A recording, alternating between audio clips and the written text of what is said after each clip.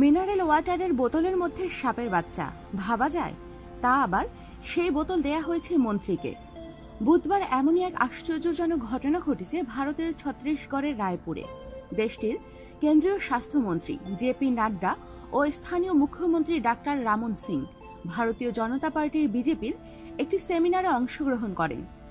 আশ্চর্যজনকভাবে তাদের সামনে রাখা পানির বোতলে শনাক্ত হয় সাপের বাচ্চা।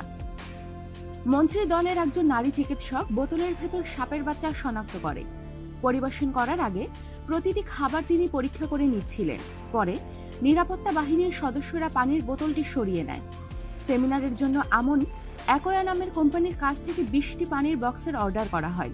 ওইদিকে ওই ঘটনার পর থেকে সকল মিনারেল ওয়াটারের বোতল চেক করার জন্য রাজ্যে সরকার আদেশ জারি করে।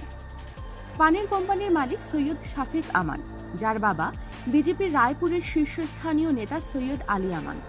এই বিষয়ে শাফিক আমান বলেন, আমার বিরুদ্ধে এটা এক প্রকারের ষড়যন্ত্র, কারণ বোতলগুলো দেওয়ার আগে সিল কাটা হয়েছিল, আর এই সুযোগে ইচ্ছে করে সেই পানির বোতলে সাপের বাচ্চা রাখা হয়। আমাদের সাথেই থাকুন, সাবস্ক্রাইব করুন।